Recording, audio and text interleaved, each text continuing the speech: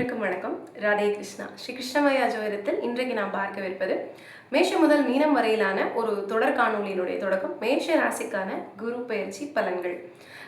ஏற்கனவே வருட பலன்கள் நம்ம கொடுத்துருந்தோம். இது 2026க்கான முழு பலன்களாக இருந்தது. இப்போ பார்க்கக்கூடிய குரு பயிற்சி பலன்கள் அப்படிங்கிறது பார்த்தீங்கன்னா, இந்த குரு பயிற்சி அதாவது ஜூன் மாதம் 2ஆம் தேதியிலேருந்து அடுத்த வருடம் அரௌண்ட் ஜூனில் மற்ற 12 மாதங்கள் கழித்து மறுபடியும் குரு பயிற்சி ஆவார். அந்த பயிற்சி வரைக்குமான முழு பலன்கள் இது ஒரு ராசிக்குமான பலன்களாக பார்க்க போகிறோம்.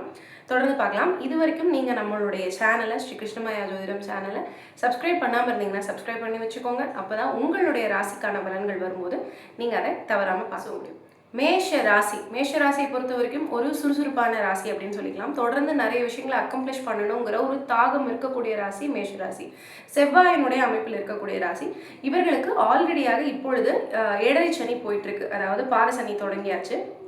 இந்த சமயத்துல 12ஆம் அதிபதியான குரு 4ஆம் இடத்தில் உச்சமாக போறார். இதுதான் மேஷ ராசிக்கான குரு பயிற்சியினுடைய ஒரு ஃபுல் வியூ. இப்போ ஆல்ரெடி பார்த்தீங்கன்னா கேது 5ஆம் இடத்துலையும் ராகு 11ஆம் இடத்துலையும் இருக்கிறார். ஸோ சில தேவையில்லாத விஷயங்களை கிளப்பி விட்டு அதில் நமக்கு அவமானத்தை கொடுக்கக்கூடிய விஷயத்தை இந்த ராகு கேது ஆல்ரெடி உங்களுக்கு கொடுத்து முடிச்சிருப்பாங்க. 2026 ஃபர்ஸ்ட் ஹாஃப்ல 27 கடைசியிலையும் அதாவது 25 கடைசியிலையும் நீங்கள் இதை ஆல்ரெடி ஃபேஸ் பண்ணியிருப்பீங்க. ஏன்னா லாபத்தில் ராகு இருக்கும்பொழுது பார்த்தீங்கன்னா அனாவசியமான சில ஸ்பெகுலேஷன்ஸ் கொடுத்து இது ஷேர் மார்க்கெட் ரீதியாக இருக்கலாம், திருமண உறவு ரீதியாக இருக்கலாம், காதலாக இருக்கலாம், இதெல்லாம் அனாவசியமாக ஸ்பெகுலேட் பண்ணி அதுலேருந்து 5ஆம் இடம் கேது இல்லையா. ஸோ 5ஆம் இடம்ங்கிறது கௌரவஸ்தானம். அதில் ஒரு சின்ன ஒரு ஏமாற்றத்தையும் கொடுத்து அதன் பிறகு ஒரு ஞானத்தையும் இவங்க கொடுத்துருப்பாங்க. இதை நீங்கள் ஆல்ரெடி பார்த்து முடிச்சிருப்பீங்க. இது போக இப்போ 12 கனெக்டிவிட்டி வர்றதுனால வேலை ரீதியாக வெளியூர் போகக்கூடிய அமைப்பு என்பது மேஷ ராசிக்கு இப்பொழுது ஏற்படும். இதுவரை வீடு வாங்காமல் இருந்தீங்கன்னா பொதுவாகவே 7.5 சனி பார்த்தீங்கன்னா உங்களுக்கு சுப செலவுகளை கொடுக்கக்கூடிய ஒரு அமைப்பாக இருக்கும். இல்லை பர்டிகுலராக குருவும் 4ஆம் இடத்துல வர்றதுனால கண்டிப்பாக இது நாள் வரைக்கும் வீடு வாங்காமல் இருக்கீங்க. இல்லை எனக்கு ஏற்கனவே ஒரு வீடு இருக்குது, இன்னொன்று வாங்கணும், நான் ஒரு பெட்டரான ஒரு அப்கிரேடேஷனுக்கு போகணும்னு நினைக்கிறீங்க. அல்லது வீட்லேயே நான் இன்டீரியர்ஸ் அழகாக பண்ணணும்னு நினைக்கிறேன். பர்டிகுலராக மரத்தில் நான் இன்டீரியர்ஸ் அழகாக பண்ணணும்னு நினைக்கிறீங்கன்னா இதுக்கான சுப செலவுகள் கண்டிப்பாக நடக்கும். தாயாரினுடைய உடல் நலத்தில் சற்றே கவனம் தேவை. அதுக்கு உண்டான செலவினங்களும் உங்களுக்கு கொஞ்சம் இருக்கிற மாதிரி தான் இருக்கும். தாயார், கூட பிறந்த சகோதரி, அந்த மாதிரி தாய் வீட்டு பெண்களாக இருக்கும் பட்சத்தில் தாய் வீட்டு அமைப்பில் கொஞ்சம் போகிற மாதிரியான ஒரு சில விஷயங்களும் உங்களுக்கு. இதுக்கு அடுத்தபடியாக பார்த்தீங்க அப்படின்னா வேலை ரீதியாக நீங்கள் இடமாற்றத்தை சந்திக்கக்கூடிய ஒரு அமைப்பு ஏற்படும். நான் இது நாள் வரைக்கும் ட்ரை பண்ணிட்டு இருந்தேன், இடமாற்றம் கிடைக்கல அப்படின்னா இந்த பீரியடில் கண்டிப்பாக உங்களுக்கு இடமாற்றம் அப்படிங்கிறது கிடைக்கக்கூடிய விஷயமாக இருக்கும். இதில் நான் ஒரு ஹைக்கோட போவேனா அல்லது ஒரு பெட்டரான பொசிஷனோட போவேனா அப்படின்னா கிடைக்கும்.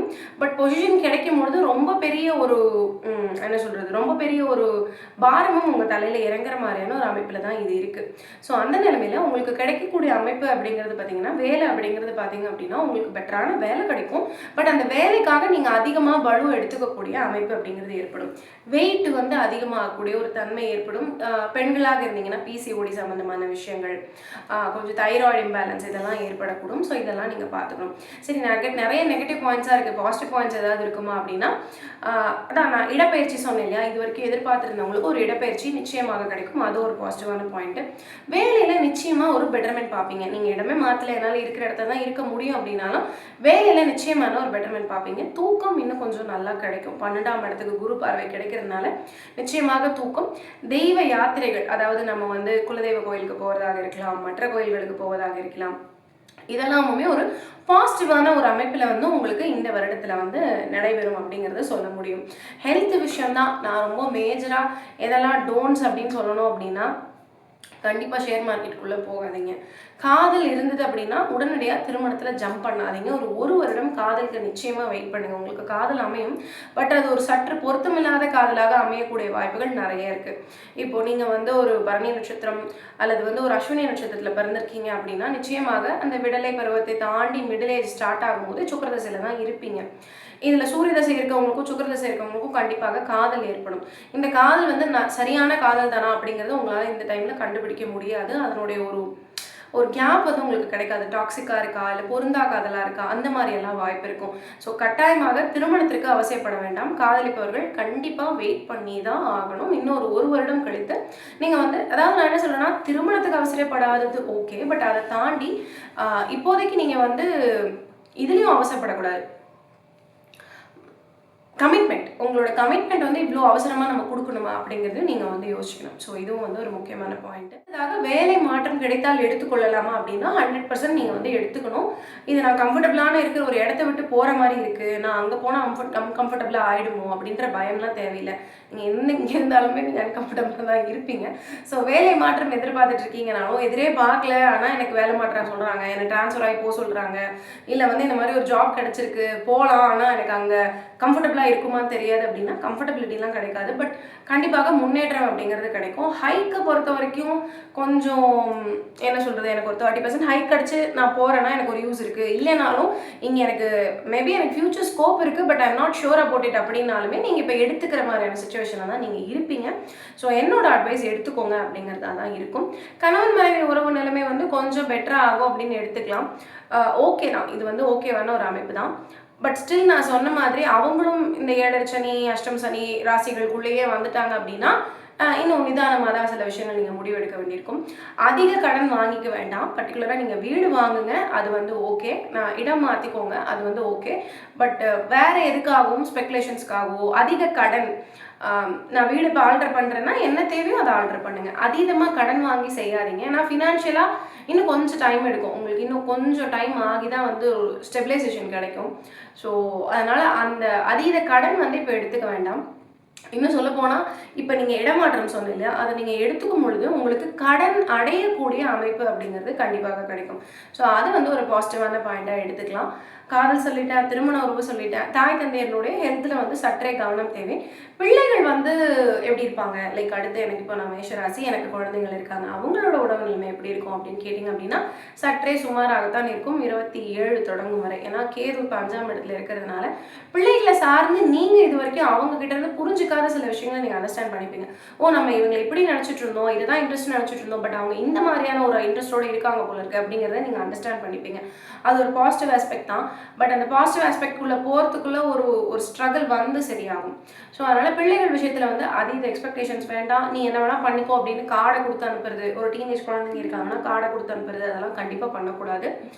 ஸோ அந்த விஷயம் வந்து நீங்கள் கொஞ்சம் கவனமாக பார்த்துக்கிற மாதிரி இருக்கும். அடுத்த வருடம் வந்து பிள்ளைகள் ஒரு நல்ல நிலைமையில் போய் நீங்கள் எதிர்பார்க்குறதா இருக்கட்டும், இல்லை அவங்க எதிர்பார்க்கக்கூடிய விஷயங்களா இருக்கட்டும், போய் உட்காரக்கூடிய இடத்துல இருப்பாங்க. ஸோ இந்த வருடம் அவங்களுக்கு இருக்கக்கூடிய ஒரு ஸ்ட்ரகிளை நீங்கள் சப்போர்ட் பண்ணணும். அவங்களோட health, mental health, physical health ரெண்டுத்துலேயுமே கொஞ்சம் கவனம் தேவை. இது ஒரு டக் ஆஃப் இல்லாமல் பண்ணிட்டீங்க அப்படின்னா நீங்கள் ஜெயிச்சிட்டீங்க. அடுத்ததாக ஹெல்த், நான் முதல்ல சொன்ன மாதிரி தான் ஷார்ட் நோட் சொல்லியிருந்தேன். கால் சம்மந்தமான பிரச்சனைகள் வரும். ஸோ கால் சம்மந்தமான பிரச்சனைகள், எலும்பு சம்மந்தமான பிரச்சனைகள், பர்டிகுலராக உட்காந்தே வேலை பார்க்குறோம் அப்படின்னா முதுகுவடம் சம்மந்தமான பிரச்சனைகள் வரும். இது வந்து என்னன்னா வந்து சரியாயிடும். ஏன்னா இப்போ என்ன இருக்குங்கிறத சனி தொட்டு காமிச்சிட்டு இருக்காரு. குரு பார்வை கிடைக்கும் போது அது உங்களுக்கு சரியாயிடும். ஸோ அதே மாதிரி நீங்கள் அனாவசியமாக எங்கேயாவது ஃபினான்ஸ் செலவாயிட்டு இருக்கு அப்படின்னா அதை இன்னும் கொஞ்சம் அதிகப்படுத்தி இங்கெல்லாம் செலவாயிட்டு இருக்கு பாரு அப்படின்னு சனி தொட்டு காமிச்சிட்டு இருக்காரு. இப்போ உங்களுக்கு குரு பயிற்சி அதை சரி பண்ணிடும். ஸோ ஓவராலாக பார்த்தீங்க அப்படின்னா உங்களுக்கு ஒரு 50 மார்க்ஸ் மேஷ ராசிக்கு கண்டிப்பாக கொடுக்கலாம். ஹெல்த்து, வெல்த் ரெண்டுத்துலையுமே கவனம் வச்சுக்கோங்க. கணவன் மனைவி உறவு நிலைமையில் ஒரு சுமூகமான தன்மையை முயற்சி பண்ணுங்க.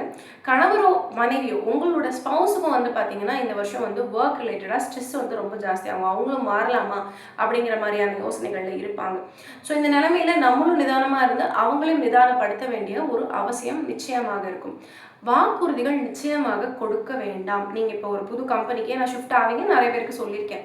போகிறீங்க அப்படின்னாலும் வீட்லேயும் சரி, இல்லை பேரண்ட்ஸ்க்கோ குழந்தைங்களுக்கோ யாராக இருந்தாலும் முயற்சி பண்ணுறேன் அப்படின்னு சொல்லி பழகுங்க. டார்கெட் வந்து நான் முடிச்சு காமிக்கிறேன் அப்படின்னு சொல்லாதீங்க. நீங்கள் முடிச்சு காமிக்கிறதுக்குள்ளே போதும் ஆகிடும், உங்களுக்கு ரொம்ப டஃப் ஆகிடும்.